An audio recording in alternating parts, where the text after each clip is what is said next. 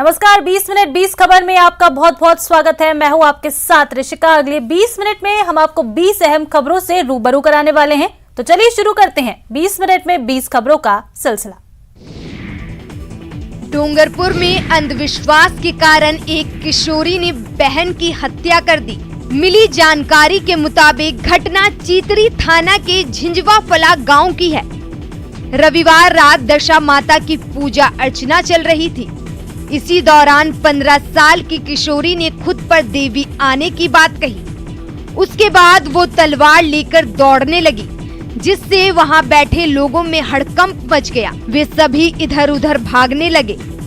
किशोरी के दो भाई ने उसे पकड़ना चाहा तो उसने उन पर भी वार करने की कोशिश की, जिसके बाद वो पीछे हट गए। उसी घर में सुरेश की 7 साल की बेटी पुष्पा अंदर सोई हुई थी। किशोरी की नजर उस पर पड़ी, जिसके बाद लड़की अपनी चचेरी बहन को घसीटते हुए मकान के दूसरे हिस्से में ले गई। वहां जाकर उसने तलवार से उस पर ताबड़तोड़ वार कर बहन की गर्दन धड़ से अलग कर दी। बच्ची के मरने के बाद भी किशोरी पागलों की तरह मृत शरीर पर वार करती रही। सूचना पाकर मौके पर पहुंची पुलिस ने जांच शुरू कर दी है। राजधानी जयपुर में हरियाणा की रहने वाली एक युवती से दुष्कर्म का मामला सामने आया है। जानकारी के अनुसार हरियाणा के नारनौल की रहने वाली युवती ने गुरुग्राम के महिला थाने में दुष्कर्म का केस दर्ज कराया था। पुलिस ने 0 नंबर के FIR दर्ज कर जयपुर भेज दिया।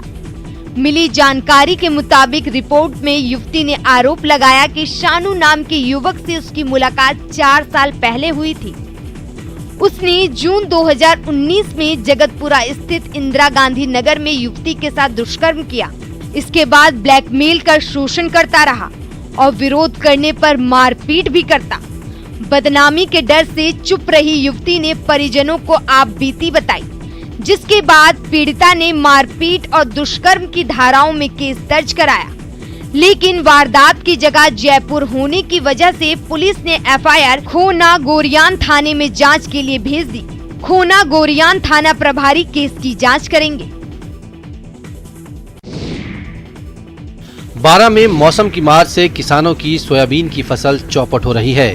जिले की अंता तहसील के सिंधपुरी में बड़गांव सड़क के पास लगभग 200 बीघा से अधिक की सोयाबीन के खेतों में पानी भरा हुआ है।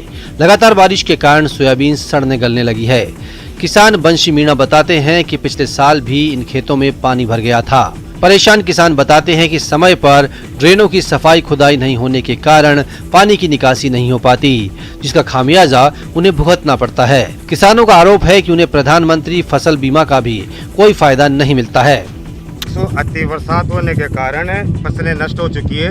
CID प्रशासन कोई ध्यान नहीं दे रहा है। यहाँ पर आते हैं, देख दाख के निकल जाते हैं। बड़गांव रोड पर तिकोत फैक्ट्री का माल, सारी फसलें नष्ट हो चुकी है। प्रशासन कोई ध्यान नहीं देता है। गड्ढे में सड़क या फिर सड़क में गड्ढे।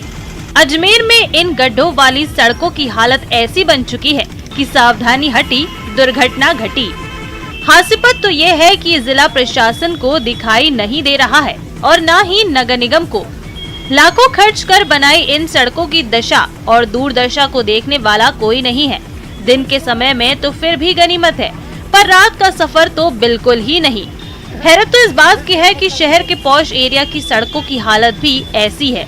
गली कूचे की तो भगवान ही मालिक है।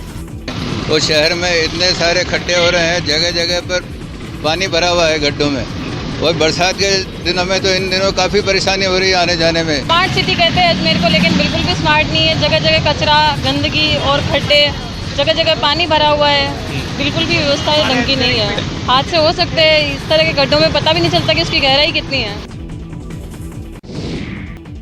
पाली जिले के मारवाड़ जंक्शन के कराड़ी गांव में अध्यापकों की कमी से परेशान स्कूली छात्रों ने स्कूल के गेट पर ताला जड़ दिया। छात्रों का आरोप है कि स्कूल में अध्यापकों की कमी के चलते पढ़ाई बाधित हो रही है। आरोप है कि विद्यालय में पहले से शिक्षकों की कमी चल रही है और 2 दिन पूर्व छात्राओं के साथ मारपीट के आरोप के चलते 2 शिक्षकों को APO कर दिया गया, जिसके चलते विद्यालय में शिक्षक और कम हो गए हैं। छात्रों ने हटाए गए शिक्षकों को पुनः लगाने की मांग की है। विरोध के दौरान छात्र छात्राओं ने हाथों में तख्तियां लेकर शिक्षकों को पुनः लगाने की मांग की। गौरतलब है कि 3 दिन पहले विद्यालय के 2 शिक्षकों को 2 छात्राओं को परेशान करने और मारपीट करने की शिकायत के बाद शिक्षा विभाग ने एपीओ कर दिया था, जिसके बाद छात्रों ने विरोध प्रदर्शन करते हुए स्कूल के गेट पर तालाबंदी कर दी। सूचना मिलने के बाद शिक्षा विभाग के अधिकारी मौके पर पहुंचे और छात्रों को समझाने का प्रयास किया, लेकिन छात्र शिक्षकों को पुनः लगाने की मांग करते रहे।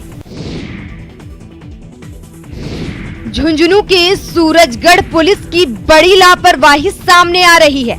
यहाँ घर से लापता एक बच्चे को 3 दिन से पुलिस बिना कल्याण समिति के आदेशों के ही परिजनों को सौंप रखा है, जो नियमों के खिलाफ है।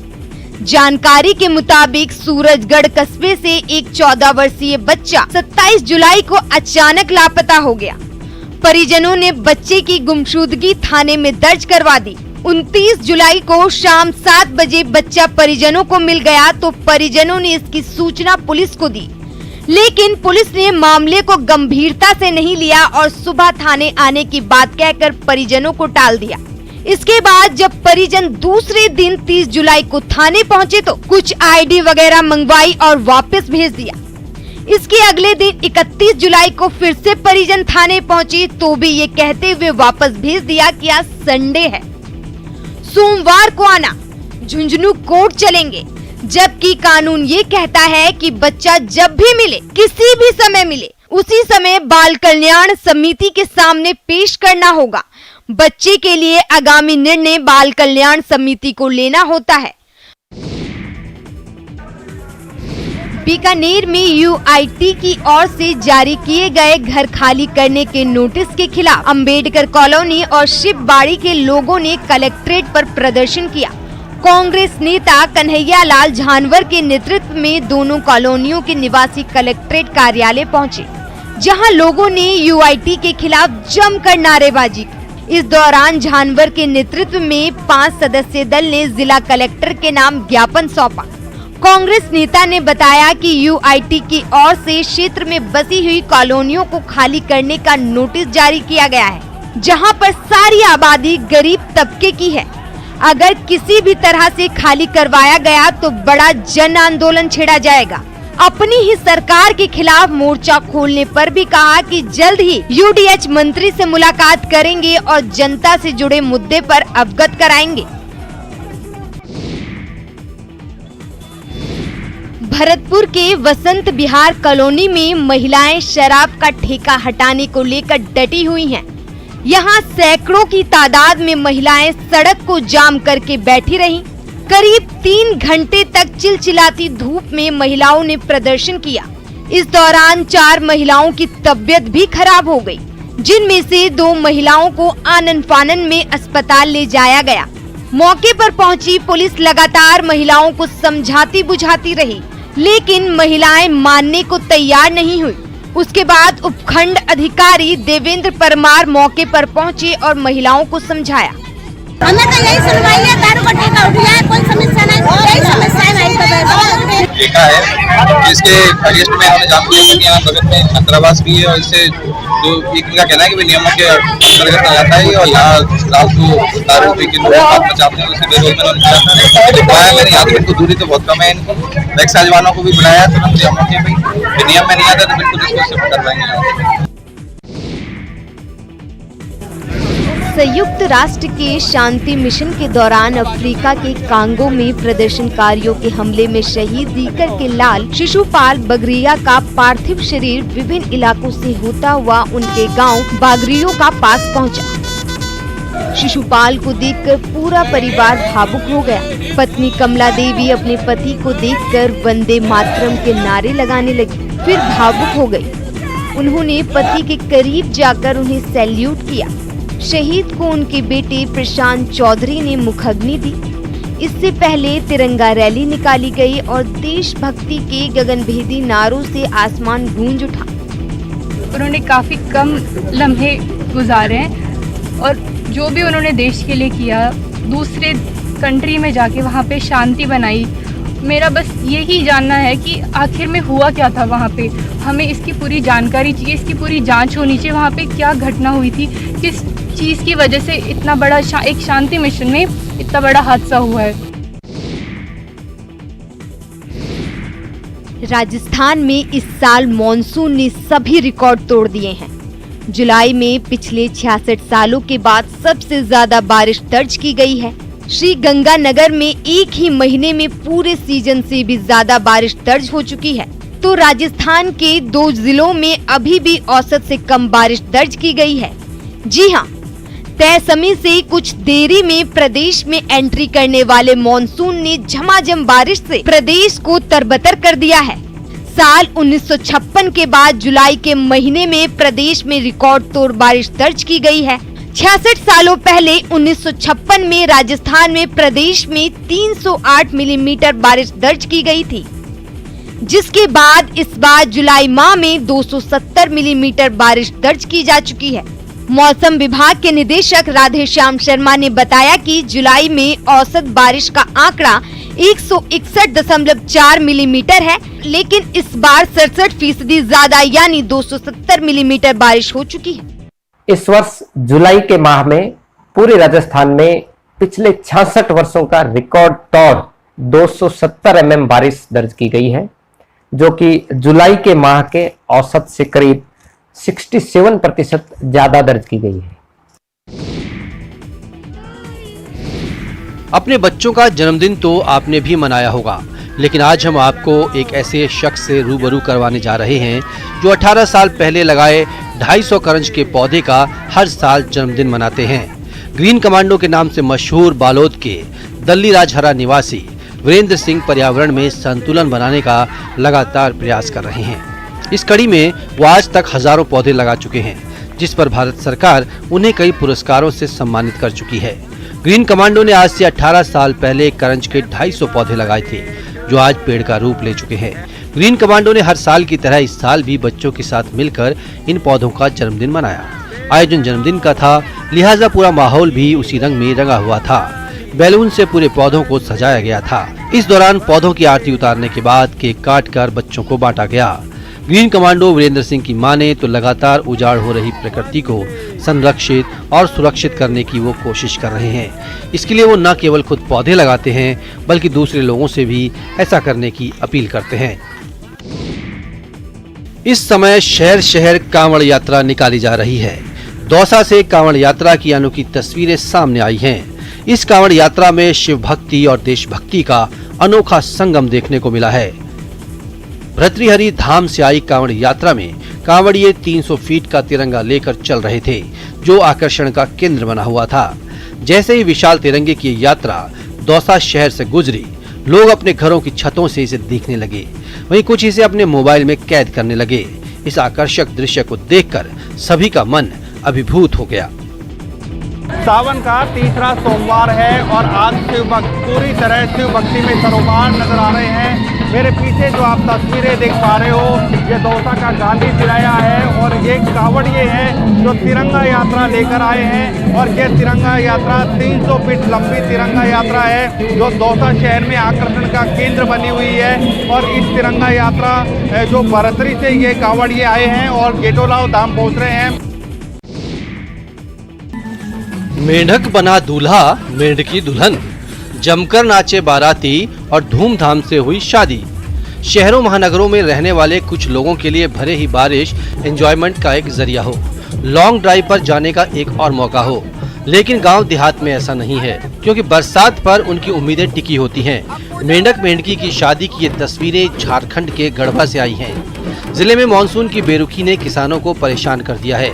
बारिश नहीं होने के कारण इलाके में सूखे की स्थिति है। अति पिछड़े प्रखंड में शुमार चिनिया प्रखंड में बारिश के लिए लोग टोटके का सहारा ले रहे हैं। लोगों ने बारिश के लिए गांव में 2 मेंढकों की शादी करवाई और इंद्रदेव को प्रसन्न करने के लिए हवन पूजन किया। इस दौरान बैंड बाजे के साथ लोगों ने बारात भी निकाली और गांव में सामूहिक भोज का आयोजन भी हुआ। मेंढक की बारात चिखुरा पत्थर टोले से निकलकर नेमना टोले तक पहुंची। दोनों की शादी के दौरान महिलाओं ने मांगलिक गीत गाकर माहौल को खुशनुमा बना दिया। शादी के दौरान लोगों ने हवन कर इंद्रदेव से बरसात की गुहार लगाई। जिससे पानी की कमी से सूख रही खेती को सहारा मिल सके। पुलिस थाने में आने वाले बच्चों को अब पुलिस की एक अलग छवि देखने को मिलेगी। जी हां, थाने में आने वाले बच्चों को यहां खेलने के लिए खिलौने, पुस्तकें और मौज मजे के लिए दूसरे सामान के साथ थकान होने पर आराम करने के लिए बिस्तर भी मिलेगा। यकीन नहीं हो रहा ना, लेकिन ये सच है, 16 आने सच। प्रतापगढ़ जिले के पारसोला थाने का यह नवाचार सुर्खियों में है। इस थाने को बाल मित्र थाना घोषित किया गया है। एसपी अनिल बेनीवाल ने बताया कि Kailash Satyarthi children foundation, Bajaj foundation और गायत्री सेवा संस्थान के संयुक्त प्रयासों से ये अभिनव पहल शुरू की गई है। नवाचार का उद्देश्य पुलिस थानों में बच्चों को सकारात्मक माहौल देना है। इसके पीछे मंशा ये है कि इन बच्चों को ऐसा अनुकूल वातावरण दिया जाए जिससे वो अपने जीवन के नकारात्मक पहलुओं को भुलाकर आगे बढ़ सकें। गौरतलब है कि ज्यादातर बच्चे पुलिस और थानों के नाम से ही घबराते हैं और पूछताछ के दौरान डरे सहमे होते हैं। इससे उनकी मानसिक स्थिति पर प्रतिकूल प्रभाव पड़ता है। ऐसे में पुलिस की जांच में भी मुश्किल आती है, क्योंकि बच्चे अपनी बात खुलकर नहीं कह पाते।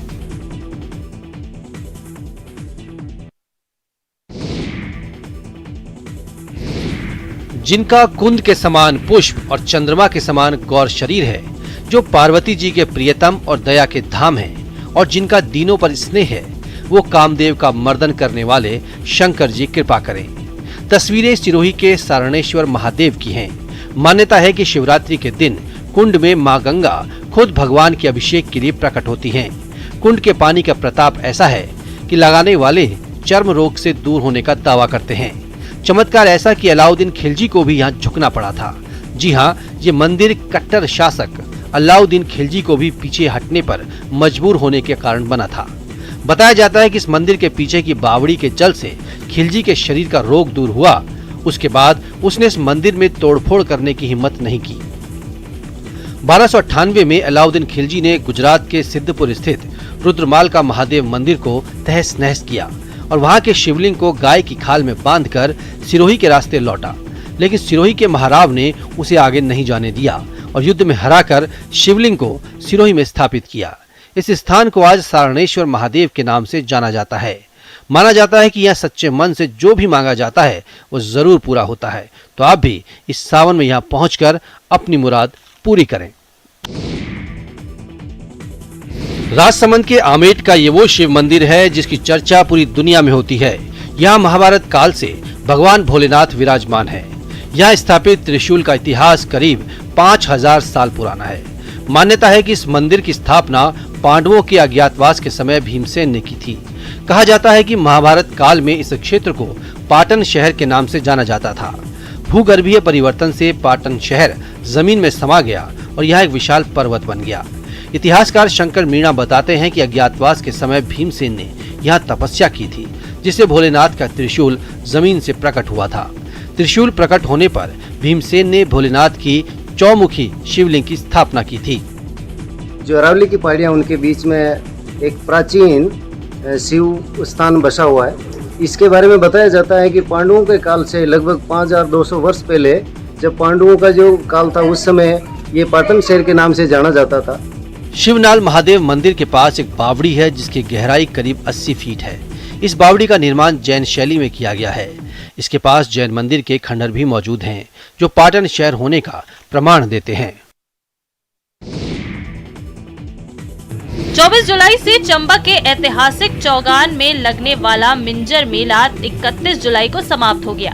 यूं तो हिमाचल प्रदेश का लगभग हर हिस्सा पर्यटकों को पसंद आता है, लेकिन अगर आप हिमाचल प्रदेश की अनोखी संस्कृति से जुड़ना चाहते हैं तो मिंजर मेला बेहतरीन जगह है। ये मेला सावन के दूसरे रविवार से शुरू होकर सप्ताह भर चलता है। यहाँ के मक्की के बालियों को मंजर कहते हैं, उसी से मेले का नाम पड़ा है। इस मेले की शुरुआत भगवान रघुवीर और लक्ष्मी नारायण को मिंजर भेंट करने से होती है। इस खास मिंजर को एक मुस्लिम परिवार रेशम, डोरी, मोती और तिलों से तैयार करता है। एक हफ्ते बाद इसे चंबा की रावी नदी में बहा दिया जाता है।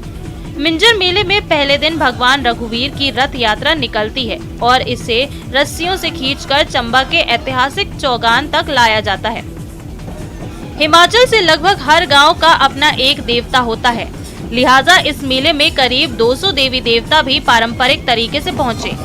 मिंजर में हिमाचली पकवान, नाटी और लोक कला के अलावा खेलकूद और शॉपिंग का आनंद लेने भी लोग पहुंचते हैं। इस बार देश के कई राज्यों से पहुंचे कलाकारों ने अपने परफॉर्मेंस से लोगों का दिल जीत लिया।